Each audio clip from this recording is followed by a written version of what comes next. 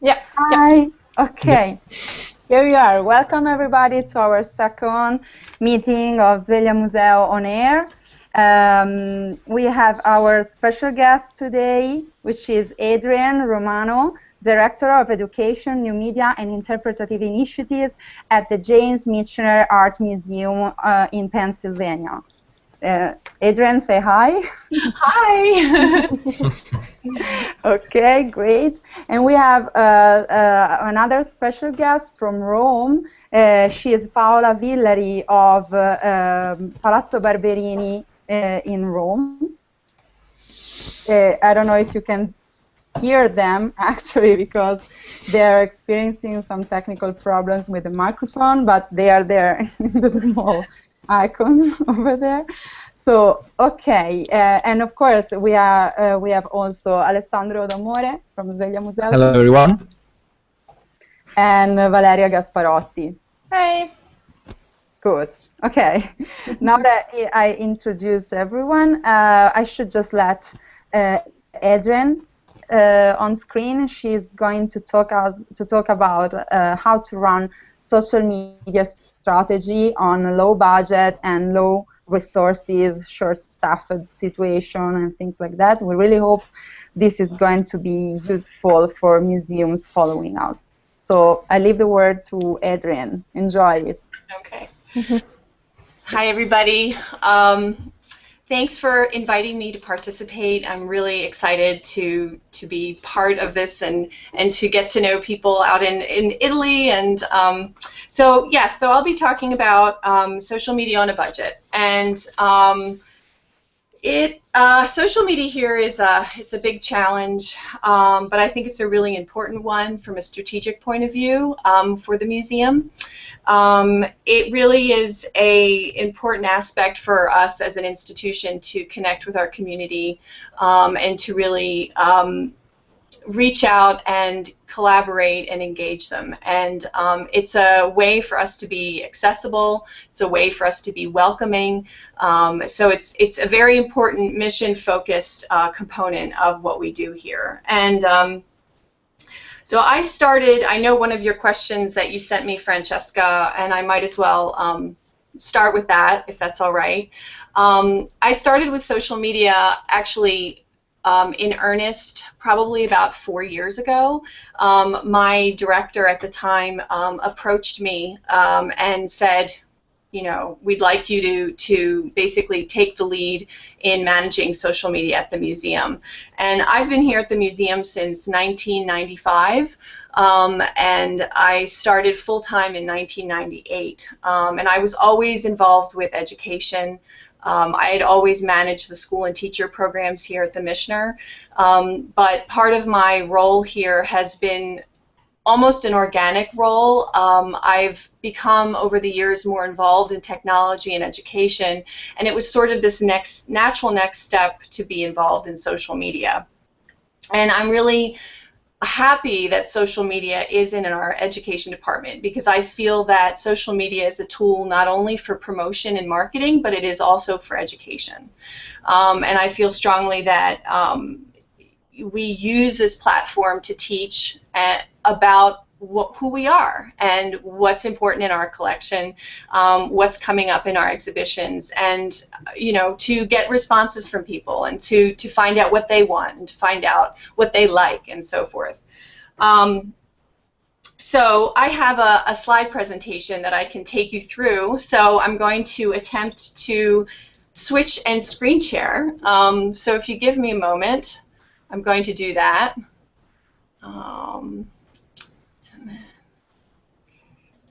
All right, so here we are, social media on a budget. The channels that we have at the Michener. Now, I know one of your questions was how much money do I have in the budget for the year? And that's, to be exact, $435. And that money is allocated primarily for using the applications for content management, and I'll explain that in a little bit. But we do use certain platforms to help us with our time management and scheduling of our content to get on our channel. So these are all the channels that we are part of. We have goals for each of these channels. The reality is that it's only myself. Oh, I hear some. Is everything okay? Okay, great. I think Paola just made it. Okay. Oh, great. She switched off the microphone, so sorry for interrupting, but we are fine now. Okay. Oh, okay. I'm glad everything is good. Good. Okay. So with okay, so we have certain goals with each of our channels. Basically, we utilize them in certain ways, and we strategize. And I think just because I'm pretty much the only one, but I'm fortunate to have intern help, and that's why Caitlin McGrother is here with me today. She's been very involved in helping our social media efforts. I do have interns throughout the year occasionally. It's not a consistent thing, so that's a little challenging for me. I do work with our volunteer coordinator to find volunteers that have a social media savvy that can assist us in creating content. So at the moment, I have one additional volunteer who comes in every Monday morning to help me. She'll spend about 2.5 hours. Caitlin has been with me every Wednesday for the last, this is her last day, so I'm really sad, but she's been with me for 8 weeks, right? 10 weeks, I'm sorry. So I'm really, really sad to see her go because she's been so wonderful. Anyway, so I guess I can, I'm going to jump around a little bit, so I apologize if I do jump around. I'm sorry. I'm working on a lot of caffeine and little sleep. So, so with Twitter, what we do with Twitter is we do it. We try to strategize to do about an average of 3 tweets a day, and we try. This is a platform that we use to promote our programs, but also support our community followers. So we'll often retweet, you know, members who are talking about us, other businesses. So it's a great way to not only promote ourselves, but support others that are following us. And we have a great community here in Doylestown. So there's a lot of businesses that we partner with. So it's wonderful to, you know, give them a shout out when we can, and so forth. And so with Facebook we try to schedule different content to go out on different channels. It's not always the case, but sometimes they're repetitive content. But the Facebook page, we try to use, since it's, you know, since you can post longer posts, we have specific posts that go out on our permanent collection. We have permanent collection highlights. We have Throwback Thursdays.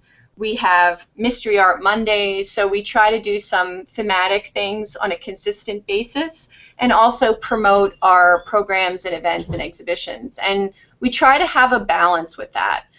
We also want to include visitor comments when they come through, so we want to promote the visitor as well.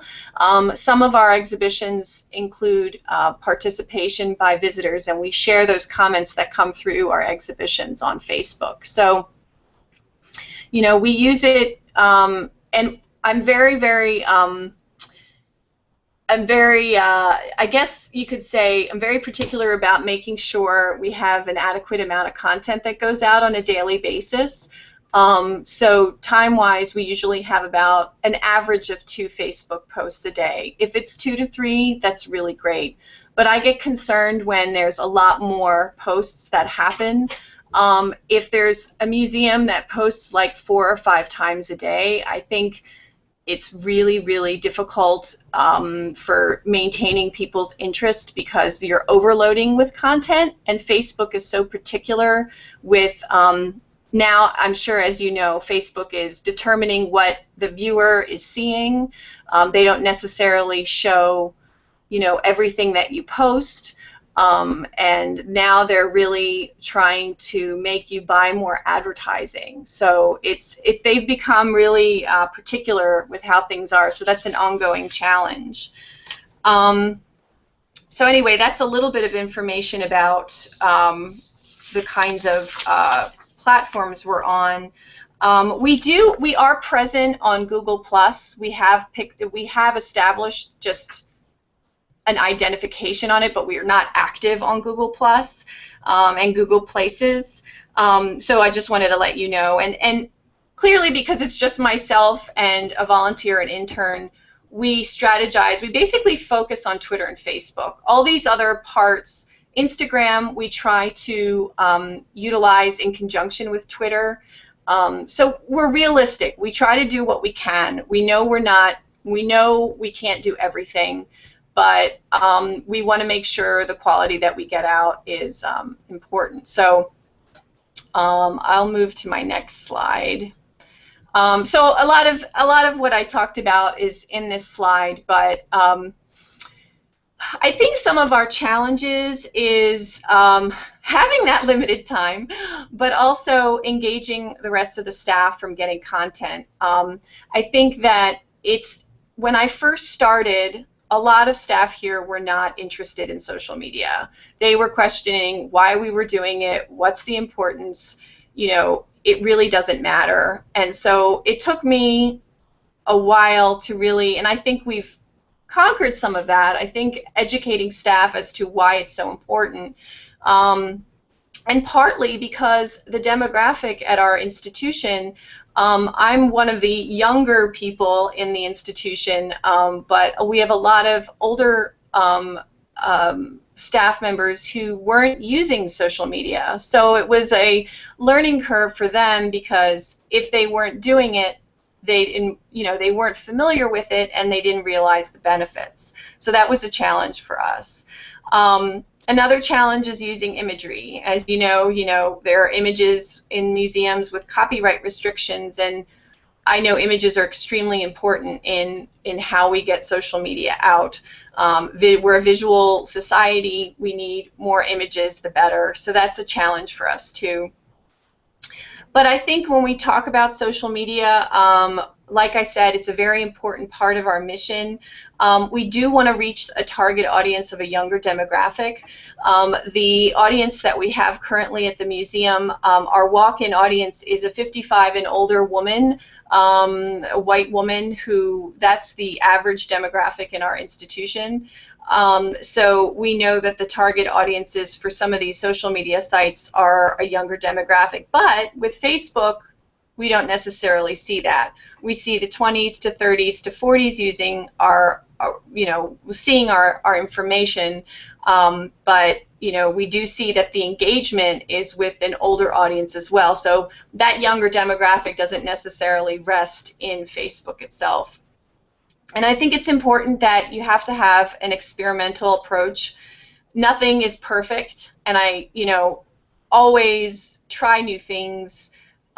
We try to brainstorm together, my volunteer and I, my intern and I, staff who are willing to do that. And I think it is a continual changing medium, and I think that we need to be open to that. And it's important to be casual and friendly and informal.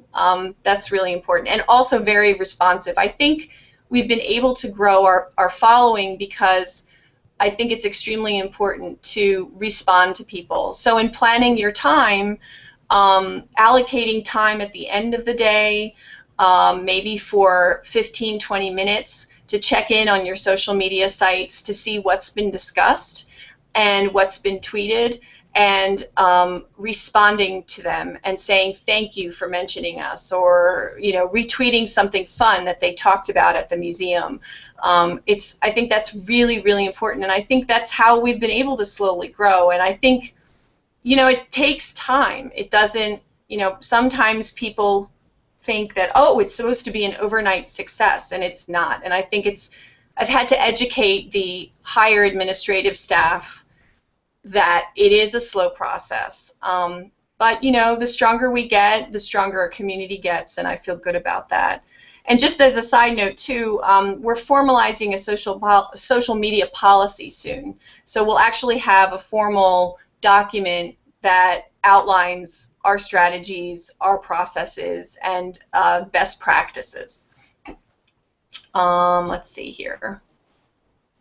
So, you know, in thinking about your social media strategy, that's the most important at the forefront. And these are just some thoughts that I put out there, and making sure, what are things to consider ultimately as you think ahead. And establishing what channels you want to use, what are your goals.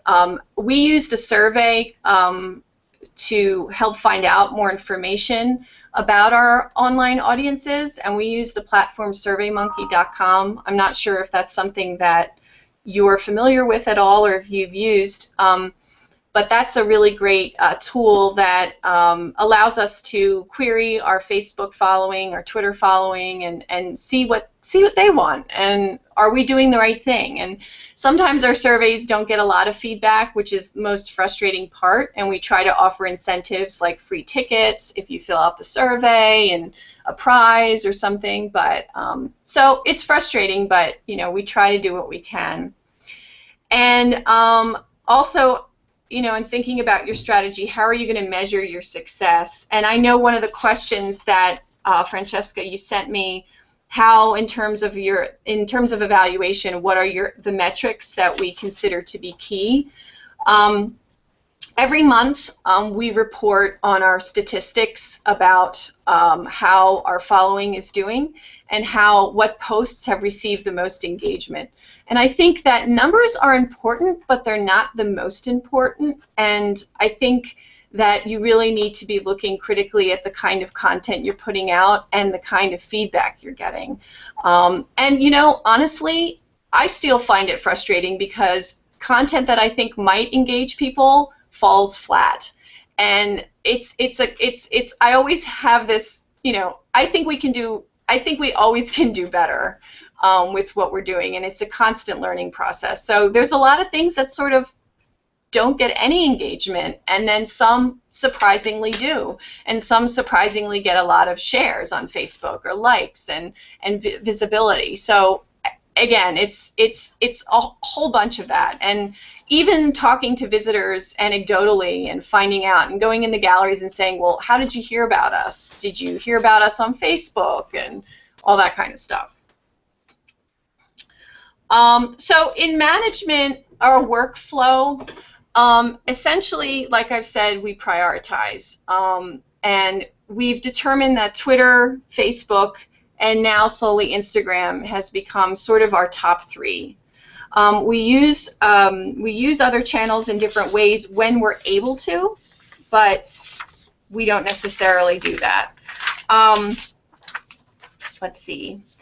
Time management. So what we do specifically is that I will meet with my volunteer and my intern on an ongoing basis, and we will talk about the kinds of content that we need to get out. We'll also brainstorm maybe about some new content, and then maybe we'll meet for like 20 minutes, 30 minutes on the day that they're in, and address that. And then we'll utilize a platform to schedule that content, which I'll get to in a moment. But for myself, in management of all of the activity, I take time about, I would say, at least an hour out of my day each day, at least, and that's the smallest number. I mean, I would say 50% of my job is allocated for social media now, if not more. And that's been a struggle of mine because I wear different hats at the museum.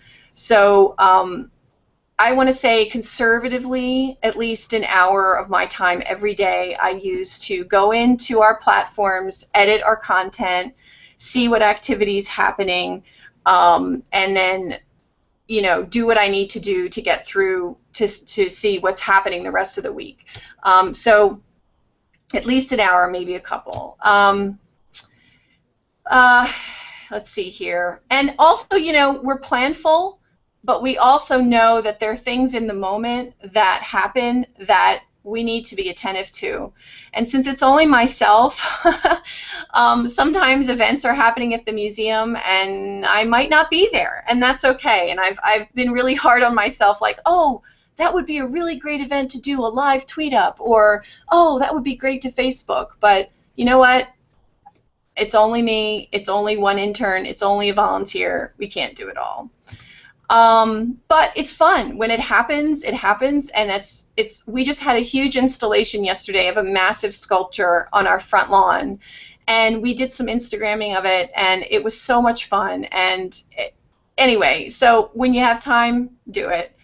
And then, okay, so I've addressed that already.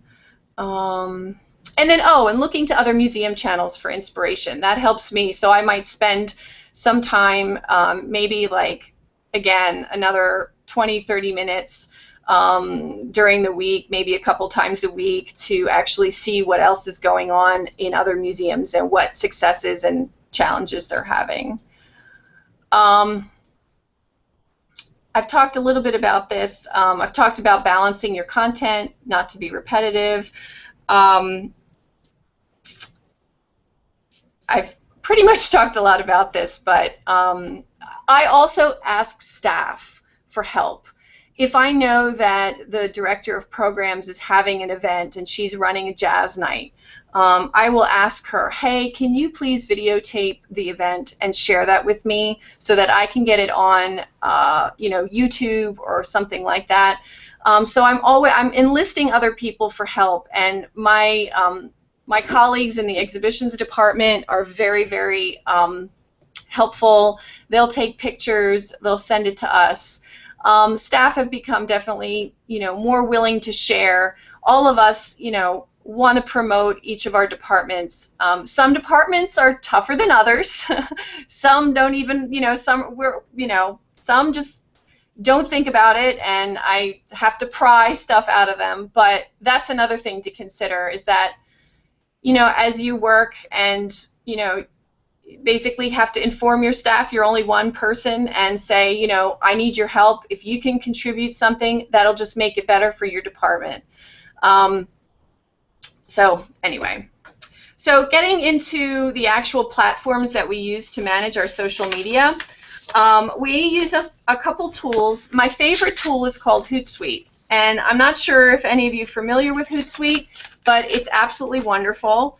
If you do research online, and there's a lot of tools out there. Mashable.com is one site that there's a lot of articles online there that have information on technology and social media and all kinds of things. But if you do search on there, they list various tools to use social media and to schedule your content so that you can work better. But honestly, I wouldn't go with anything else but Hootsuite. Crowdbooster is another wonderful program. It's wonderful for getting statistics. And Hootsuite provides you with statistics, but Crowdbooster is I think better, and I'll show you that in a moment. Tweetdeck is another platform that we use to check in our audience. I don't use it to actually write tweets, but I use it, and we use it as a tool to see what conversations are happening, and it's a really, really great tool.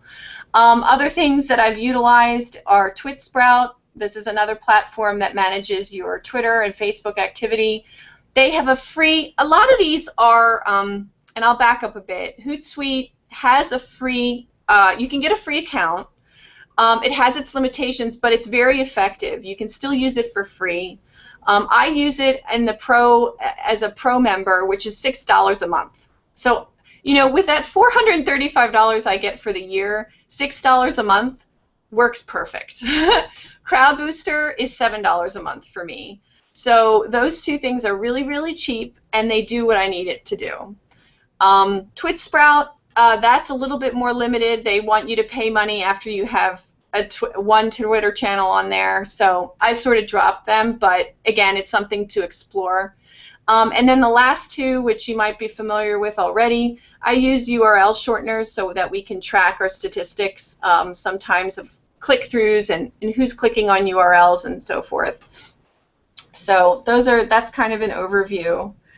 So this is a screenshot of Hootsuite, and actually I might change my screen so that you can actually see it in real time. So if you can be patient with me, I will do that. Hang on for 1 second. All right. No, wait. I apologize. Okay. Sorry. Oh, okay. I'm probably having, I don't know why this is happening.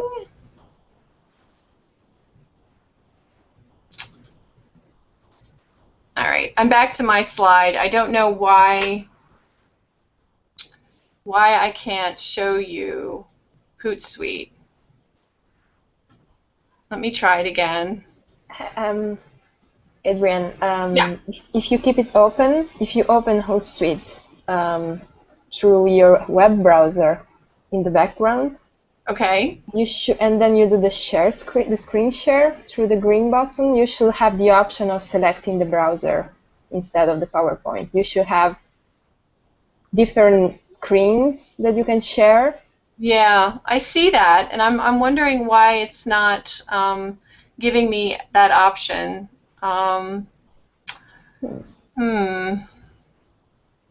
Let's see here. Google Hangouts full screen. Oh, what did I do? Whoa! No, that's not. Maybe if you put Hootsuite, you make it a separate window. Yeah. Make it a separate window. Oh, okay, I get it. All right, I'm sorry. All right, wait a second. Probably should have figured this out before, but it's okay. I just thought it would make sense to show. Okay, here we are. Okay, here we go. All right, so this is the actual platform of Hootsuite, and you can see that this is the dashboard, and this allows me to see activities on both all of the, like right now this is watching Twitter in real time. So this is my home feed right here. This is my area where I can see which tweets have been retweeted. These are tweets that I've scheduled, and these are tweets that have gone out. And then you can also scroll to see more columns that you can set up. And these are areas in which we're mentioned. And these are direct messages that I've received from followers. And then these are my messages that I've sent, direct messages. So this is the stream of Twitter. I can also, I can also see my YouTube stream right now. I don't use it to see my YouTube stream. The last time I looked at that was a long time ago, so I have to be honest. We do. This is our home feed in Instagram. This is what the museum follows. I really don't check this, I have to be honest. And then Facebook. This allows us to see our Facebook activity. But primarily Hootsuite, we don't check the streams as much because we're checking directly on Facebook with our engagement, and we're checking directly on Instagram through our mobile phones and so forth. So I really utilize Hootsuite in scheduling. So this is the actual scheduling page. So today you can see that I have some posts happening, one coming out at 12:15, and this is our Facebook icon here. So we know you can schedule it. I have it scheduled for Facebook. This is our Twitter icon. So we have 2 tweets going out today at 2 and 3 o'clock. And so, like I said before, we like to have at least 2 Facebook posts going out per day. That's a good thing. If we have 2 or 3, that's awesome. If we have, like, I'm happy if we have, some days I'm like, okay, at least we have 1 tweet going out. And other days, if we have more, that's great. I really ideally would like to get like 3 or 4 tweets a day. But, you know, and Twitter's, we try to time it. We've watched how the time of when people are checking in on Facebook and Twitter using our stats, using our applications, and we can see people are checking in the morning. The high amount of traffic is happening midday, naturally at lunch, and then a high traffic is happening at the end of day. So we try to stagger our tweets and Facebook posts to be one in the morning, one midday, and then one later, like 4 or 5 o'clock. And so that seems to be working. You know, we do occasionally put out other times, but that seems to be what we're consistently doing. Also, as part of the Pro plan for what I can do is I can see the month of activity also. So here we are throughout June. I don't have content scheduled starting July 1st, so we got to get on it. And essentially, you know, we'll manage. This is a wonderful tool. You can sit down for, like, you block out, let's say on a Monday morning, you want to spend 9 to 12, you know, spend 2 hours, 3 hours writing content, and then you're done, and then you don't have to think about it. You know, I'll go in, I'll look at it, and I'll edit content that might have been written by others. But it's a great tool because you can say, oh, phew, I don't have to worry about, you know, Wednesday, something going out on Wednesday. So I highly recommend it. You can see this also in week view, so you can see what times things are going out. You can listen to it. I mean, you can see it for the day and then for the list. Also, you know, Hootsuite allows you to see reports and statistics. This is the left sidebar, and so with this basic plan that I have, it allows you to create some custom reports. And this is basically you can search for a certain period of time. This was the last, I guess that would be 2 weeks. You could search for a customized time frame, but it allows you to give you a snapshot of what's happening and you know, your demographics. So you can even see here our Facebook snapshot. We've got an older, like a prominent, dominantly female, which doesn't surprise me because female is a big audience in Facebook. And then it's the 45 to 54-year-olds that are the highest. We've had stats that these two age groups have been higher, but this is not a surprise to me to see this curve happening. And we've had this age group grow. And also our exhibitions, I feel, drive the demographic because we've had exhibitions that clearly appeal to an older audience, so we'll see that rise on Facebook. So anyway, so that's Hootsuite. And I'm not sure, hopefully I'm not going too fast, but so anyway, so that's Hootsuite. I would like to show you another tool called Tweetdeck. So let me share that. Hang on.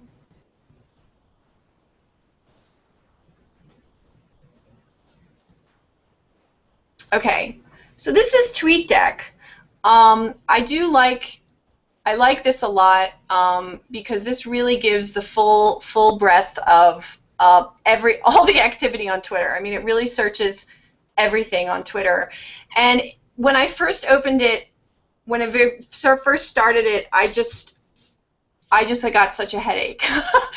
I got so overwhelmed, and I guess I've learned with Twitter that it's just, if you check in on Tweetdeck, maybe like once a day or every other day, you know, it's not necessary you're on it all the time. And I've had to, you know, I think even if you don't respond to people who mention you right away, it's okay because you, for example, there was a person a couple days ago that was here and she enjoyed her visit, and actually it's here she is, Rachel.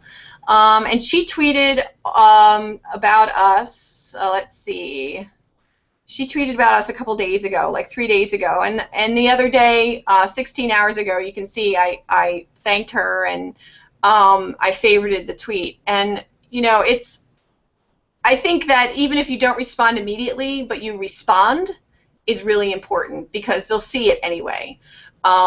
and Tweetdeck is great because, again, like the Hootsuite stream, you can see your tweets, you can see your mentions, you can set up search columns, which I think is really, really great because it allows us to search the entire Twitter universe for anyone who's using the words Michener Museum. So people might not know we're on Twitter, but they're talking about us. So here is a person who, or an organization that is not using our handle, but they're mentioning us. So what I'll do is most likely thank them and say, you know, thank you for mentioning us, and then hopefully they'll recognize, hey, the Michener's on Twitter, we should follow them. So it's a great way to find out what conversations are happening and who are reoccurring visitors. This person is always checking in, and it's funny because it's great because he or she is always here, and so this is a person that keeps coming back. There's also other columns that you can set up. What we've done, and there you are, Francesca, right there. So we had a recent exhibition on this furniture maker called Paul Evans. So we determine a hashtag that we use for each exhibition when we plan ahead and strategize. So Paul Evans, we use the hashtag, and we set up a search column. So we actually found some other conversations happening about Paul Evans, and that was kind of neat. So that was a very useful column for us. And then Bucks County is the area that we are located in, and we have a tourist association that promotes us called Visit Bucks County, and you can see they're right here. And they promote a lot of what happens here around the county and promotes us. So they hashtag Bucks County a lot in their tweets, and you can see here that they've already mentioned us in an upcoming show, and they'll use Bucks County. So we like to follow to see what other conversations are happening in Bucks County. And so I have other things that I've made columns for, but I won't get into that. So that's Tweetdeck as one other tool. I'm going to share with you another tool called Crowdbooster. And this is the tool that allows you to look at stats. So hang on, let me find that. Oh, okay, Adrienne, maybe you can show this tool as last, and then we can give we can have Palazzo Barberini making their presentation and asking you their question, because we are kind of running out of time, but we are still very interested in what you're saying. So just please present us this last tool, and then we will give a word to them. Okay. Okay. I'm sorry. No, don't worry. It's very interesting, though. So please, right. Sorry for interrupting. All right. Here we go. So this is Crowdbooster. And I'll show you. I love this tool because it allows you to see, you know, we report, like I said, report to our staff every month and collect all the information for them to see how social media is doing. So this is Crowdbooster is a great platform because you can attach your Twitter channel and your Facebook channel and search through a date range of your activity. So here they're giving me the last 7 days. I can search for the last days, for all the days in June. And this is our Twitter activity, so it's thinking. It shows you the amount of followers that you currently have. It shows you the amount of impressions that happened, how many tweets we've done, how many retweets that have happened, how many replies that we've had, how many favorites we've had of our tweets, how many followers we've gained, and how many mentions. And then here at the below graph, it shows you visually what have gained, you know, what tweets are, you know, they'll show you by impression on one side, and then the amount of, I believe this is retweets. And then the larger the circle is, the larger the engagement and the impressions that it's had. So you can see on a visual basis which content actually did better. So that's kind of nice to see, and we like that. You can also see it in list form. You can see, organize it by impressions. You can see some of it has had, you know, I'll organize it by highest impressions or replies. So that's Twitter. If you can publish on Crowdbooster. I don't really do it, but you can, and you can schedule it also with your time and your date. What's great about Crowdbooster is that it tells you what time to schedule to, what's the best time, you know, that people will see things. And here on the right, it gives recommendations, like today at 10 a.m., today at 1 p.m., and 9 a.m. tomorrow. So it actually goes into your Facebook, it goes into your social media channels and provide, you know, it assesses it and essentially, you know, provides you with that information. You know, I don't know if it's completely 100%, but it's certainly something we can work from. This also shows you your highest, the people that follow you, that promote you the most. So this could be an advantage to you when you're looking at your followers, like, oh, this person really, you know, talks about us a lot, you know, maybe take time to really thank them a lot, or give them something, maybe send them free passes to your museum because you've been so thrilled that they've been sharing your information. So anyway, and then Facebook is the same situation. This is also a great tool. This is from the last 6 days, but we've had 20 posts. This is the impressions, likes, shares, comments, page likes. Now, see, this is something like I said, I struggle with. You know, comments are not huge on our channel. I think we need to experiment more. You know, we'll get comments and things that I don't know is going to get a response, and then things that we do. So anyway, so that's Crowdbooster, and I know I've taken up a lot of time, so I'll stop here, and hope that's okay. And I'll go back to my screen. Okay, here you are. Okay, thank you very much for the moment. Really, this was very useful, and I think a lot of museums in Italy need to see actually how these tools works. And so thank you very much for sharing your knowledge. And You're welcome. We can move forward to Paola from Rome, Palazzo Barberini, and Simone, right? Okay, here we are. Okay, here we are. Okay. Can you hear me? Perfectly. Can you hear us? Okay. Okay, excellent.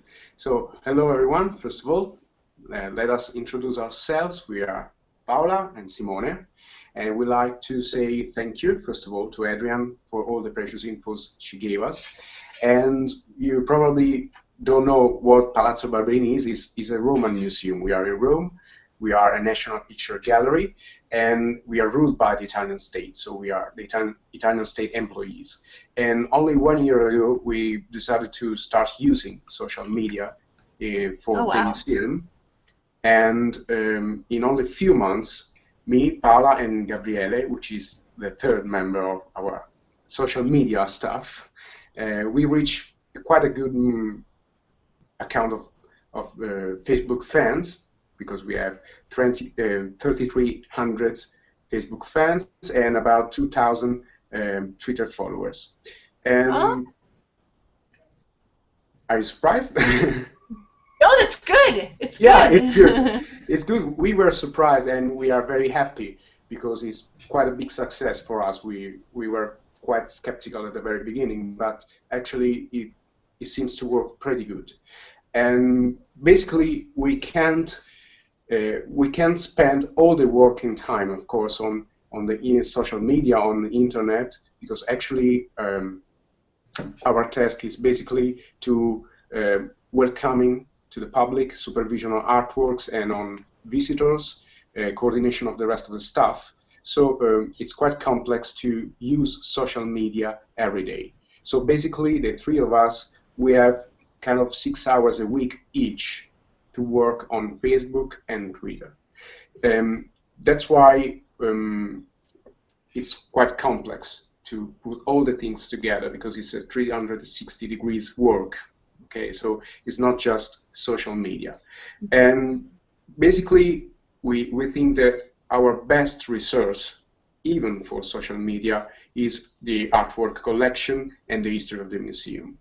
Palazzo Barberini is a very beautiful building. It was built in the 1600s, and so it's very important for us to use our knowledge and our creativity to create some good contents for our followers.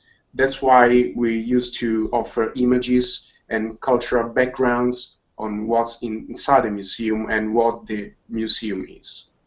And also, for example, the video section is directed and developed by us, and we think is not just funny, but it's also crucial, because videos are very good on Facebook. Just for example, we made a video about a restoration on a painting, so we interviewed the restorers, and it was quite a success again, because he had something like 100 sharing. About 100 people sharing it on our page.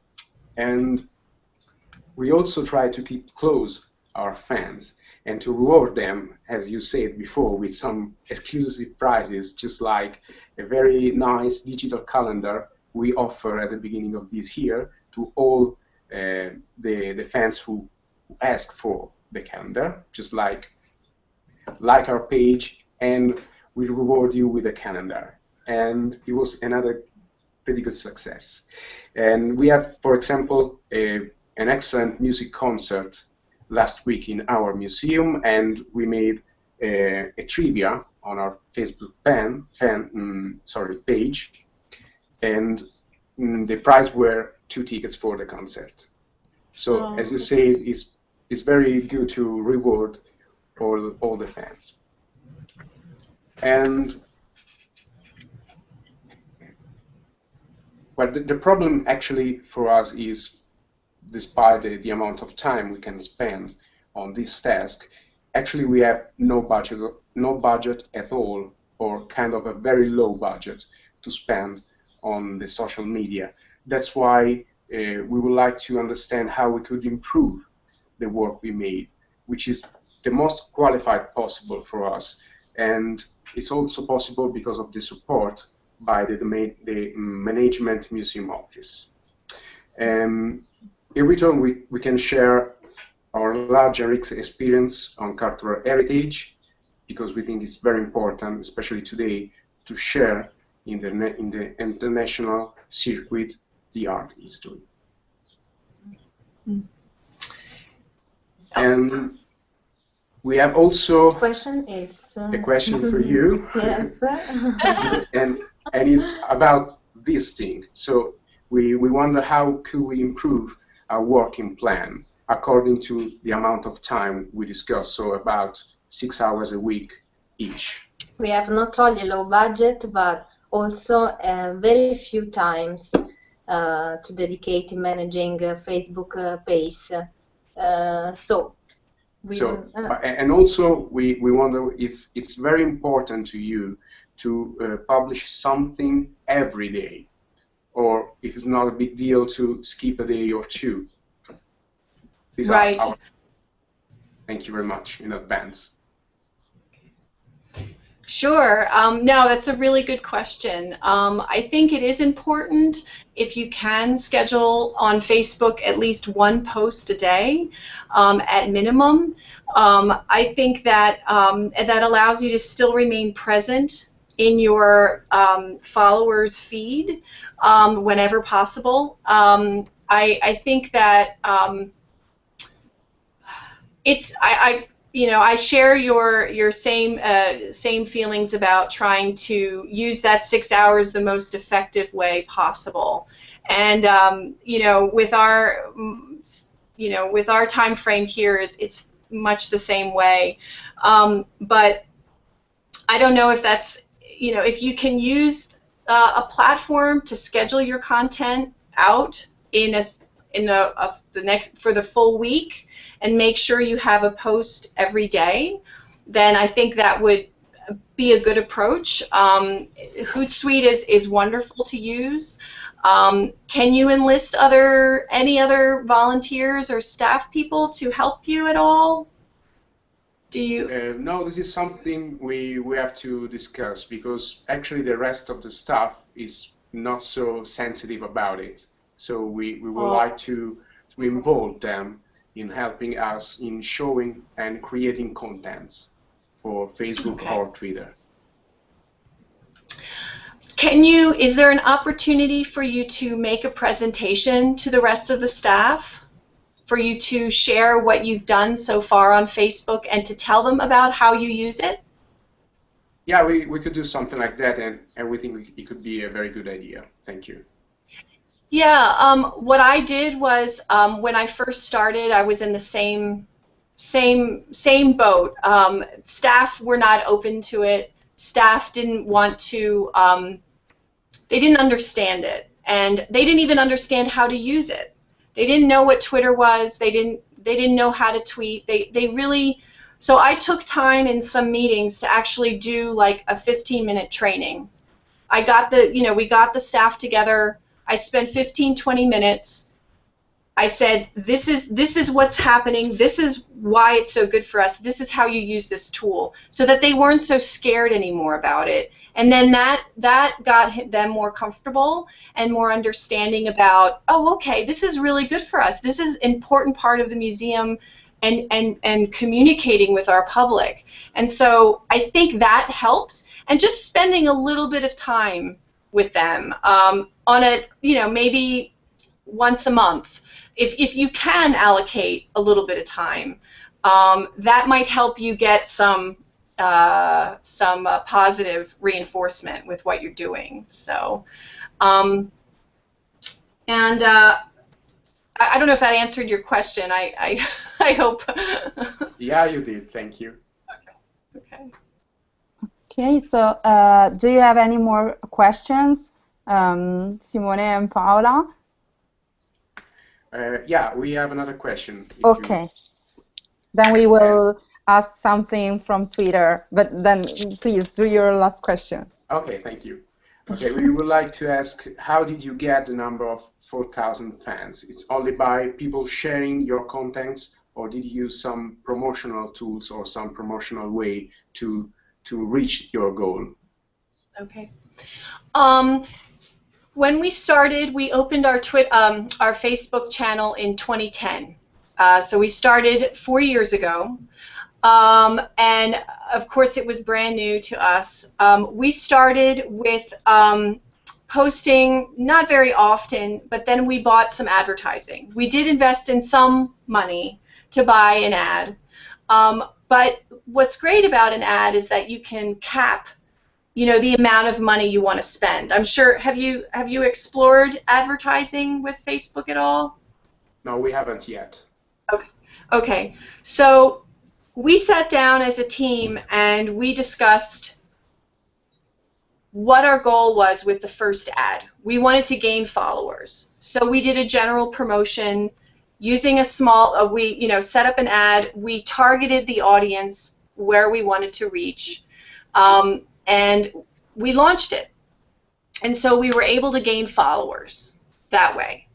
As our followers were growing, we started working more on making sure we had a post a day, and that we had consistent content going out, and that we varied the type of content that we were doing. We would promote a program, we would talk about an exhibit, we would talk about a work of art. We were trying to now alternate what content was. Then we knew we had some very big exhibitions coming up, and we felt from a strategic point of view, let's try to use our Facebook advertising again to promote the exhibit and to gain following, so that they would then, followers would then hopefully share. So we did buy 2 more ads later down the line on 2 different exhibitions. That gained us a huge following, huge. And as far as like, I mean, in comparison to other museums, we're smaller as far as followers. Like the Metropolitan Museum of Art in New York, I don't even know, they have thousands and thousands of followers. But for us, that bumped our number really very strongly. So since then, we haven't done much advertising on Facebook, but I have a feeling we may need to in the future, just because the way Facebook has changed. As I'm sure you're familiar with, they're picking what content people should see. If you add a hyperlink in your post that leaves Facebook, they don't like that. They want you to stay on Facebook. So adding links within your posts actually takes the likelihood of people seeing your posts out of their feed. So Facebook is being very sneaky almost, where they want you to stay on their channel and they want you to boost your posts. They want they want people to give them money. So I think it's a reality that's coming down the pike even more so, because it has been such a wonderful free tool. Does that make sense at all? So in any event, nowadays we haven't bought many ads. Maybe we will for another exhibition, but that having an ad or two has certainly helped boost our attendance. I mean, our following. Another thing that I wanted to mention was that we had a recent exhibition here on an American icon, Grace Kelly, who was a real local. She's been she was a film icon. She had a local connection here, and that particular exhibition drove the social media activity naturally. We didn't have to do anything. It blew up. I mean, it was.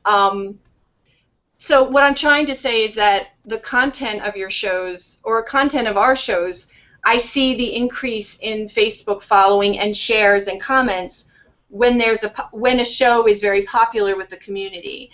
And it was so obvious with Grace Kelly that, we didn't have to buy any advertising.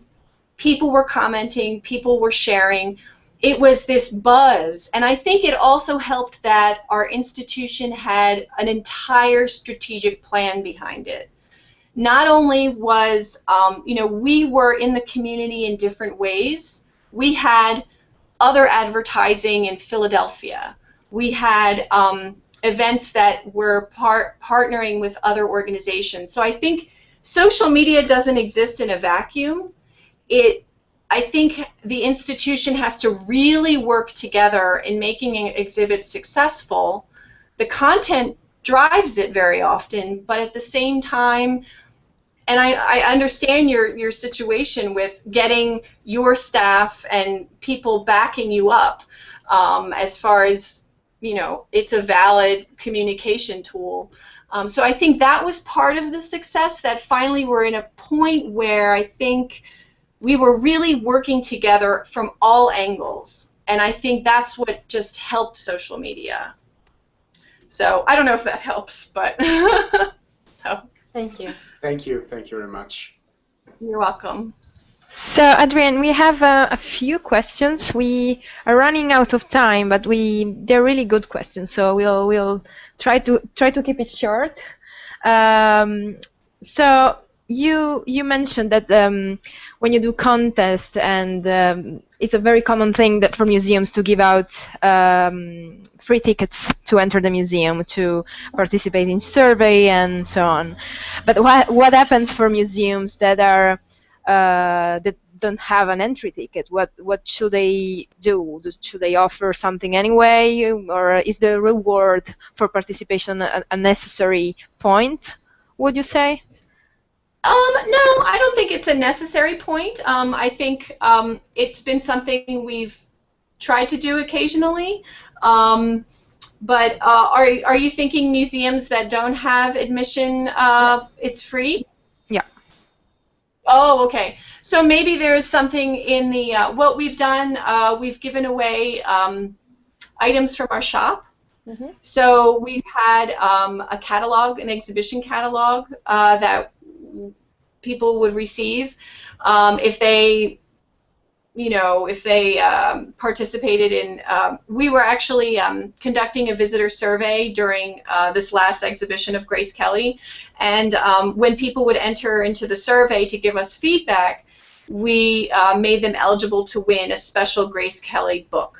So, that was one incentive. I'm not saying it's always necessary, but it seems like, if you already have free admission, there might be some other benefits you can do like that. So. So do you feel that, speaking about Facebook, do you feel that it is necessary to keep all the content in one page, or to create additional pages for example, exhibition or special projects? How do you balance? Oh, do you mean making Facebook pages for specific exhibitions? Or do you feel it's better to keep the content and the post about, let's say, a special exhibition or a special program on the official Facebook page? Or is it better to create additional Facebook pages just for that initiative? Oh, okay, I see. The reality is I don't think it's effective. For our institution, we're smaller, so I don't think creating Facebook pages, multiple Facebook pages, works for us. I think for an extremely large institution, I know that the Museum of Modern Art in New York, they have a Facebook page for their teens, so their youth. They have a separate Facebook page, and that works well for their audience because they're so big and that audience is so strong there. So it makes sense for them to have more Facebook pages like that. But for us, we're small. It's hard enough to manage the content that goes out for our page.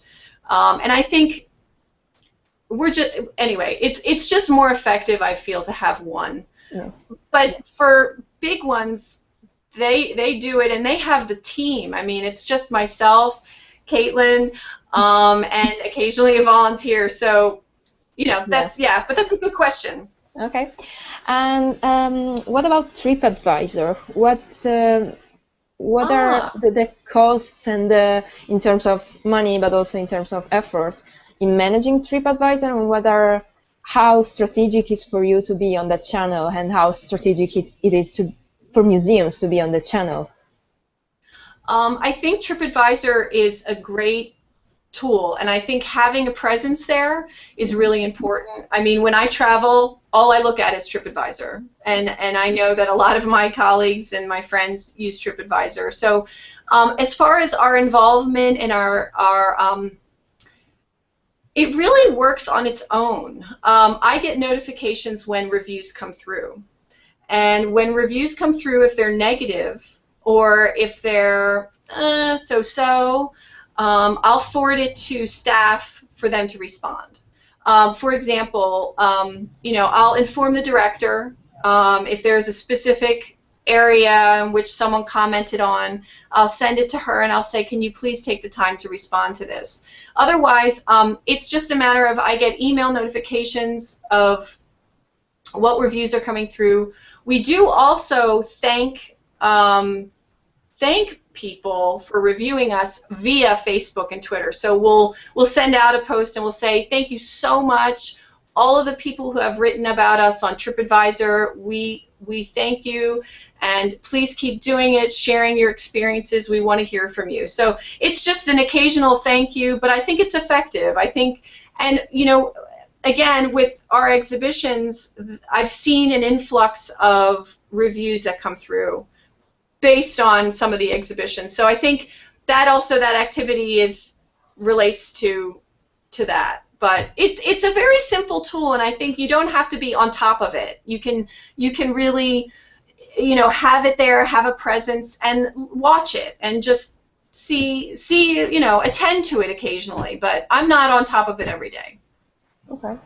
Okay, so thank you very much, Adrienne, for answering all these questions. I think our time has just run out because we are talking since an hour, so people at home will be very tired by now. So thank you very, very much, because I Thank you. think what you shared has been really important for us in the first place, and for museums following, I hope for them too. I want to thank also Paola and Simone for sharing their experience and their issues they're facing every day. I hope this has been useful for you too, and of course we can stay in touch with Adrienne in the future for any further questions, or just for stay in touch. So I thank you, everybody. See you on our next meeting from Svegliamuseo on air. And for the moment, see you soon. Thank you very much to everyone. Thank you very much. Everyone. Thanks to Svegliamuseo. Thanks, Adrienne. Thank you. Thank you. Okay. Okay, bye. Bye. Bye.